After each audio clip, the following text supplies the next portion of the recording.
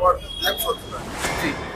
अब जब आप ये जब से आप सोनमार्ग से यहाँ तक आए हुए ना, अब तो पता नहीं कितना टाइम लगेगा, एक घंटा तक लगेगा। इस रोड पे इतना ड्रेनेज सिस्टम फेल है, पानी भरा हुआ है। अब तो मुख्यमंत्री आए थे तो आपको थोड़ा उठेगा, पहले मतलब इस देश में पहली मुख्यमंत्री ऐसी होगी जिस जहाँ उसकी वो थी ना सभा, वहाँ तक भी गड्ढे थे। आपने देखा हो किसी प्रदेश में, आपने देखो मुख्यमंत्री भी आए उसको भी टूटी रोडों से जाना हो दिल्ली प्रदेश में क्या होगा। मुंडके के जो ब्राह्मण हैं वो 100% मुकेश वत्स जी के साथ है और इनकी जीत तय है।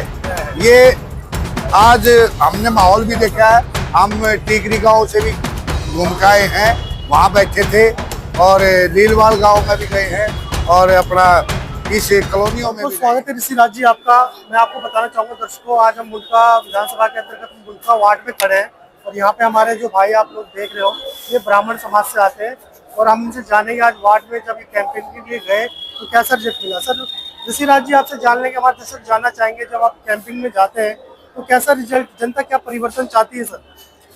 देखिए भाई, आज जो माहौल इस मुंडका का होया है, जो हाल इन सरकारों ने मुंडका का किया है, तो जनता ऊब भी चुकी है।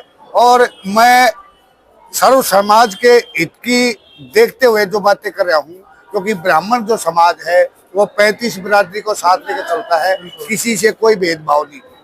आज मुंडके के जो ब्राह्मण हैं वो 100% मुकेश वत्स जी के साथ है और इनकी जीत तय है।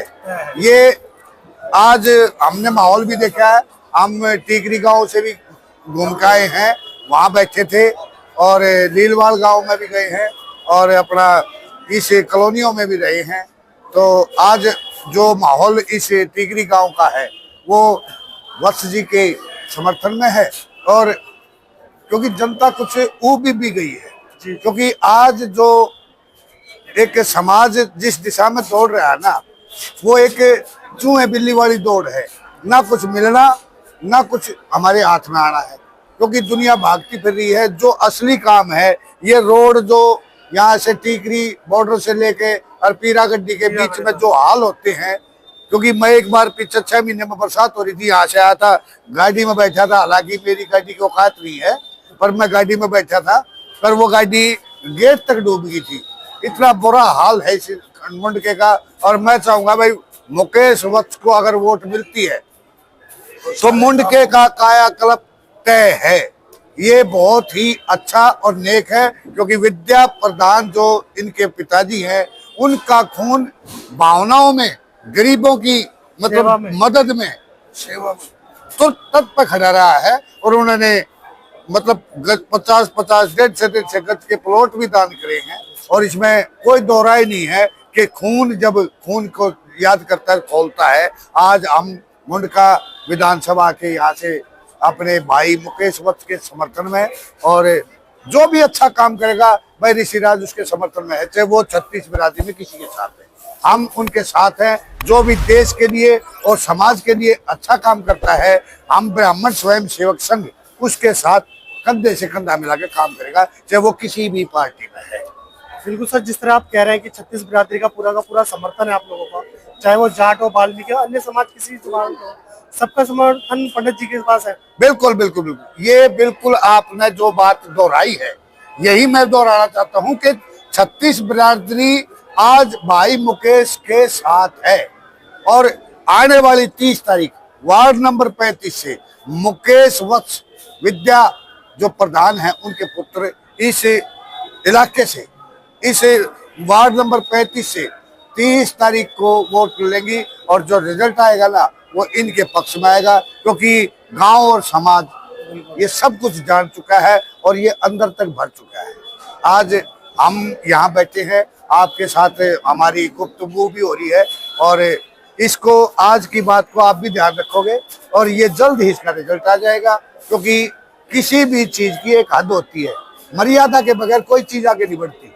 राम भी मर्यादा में, पर अभी जो इस राजनीति की जो मर्यादा है वो टूट चुकी है और जब कोई मर्यादा टूटती है तो जो मर्यादा में रहने वाले उसको दोबारा तैयार करते हैं, और ये बहुत बढ़िया पहल है। कांग्रेस की भी पहल बढ़िया है और इसको हम आगे ले जाएंगे। बस, धन्यवाद। बहुत बहुत धन्यवाद सर। नमस्कार, हमारे साथ हैं कांग्रेस उम्मीदवार मुड़का वार्ड 35 में पंडित मुकेश वत्स। सर, इस वार्ड में क्या प्रमुख समस्याएं हैं? मुद्दा है एक तो अब देखो ड्रेनेज सिस्टम पूरा वार्ड लैप्स हो चुका है जी।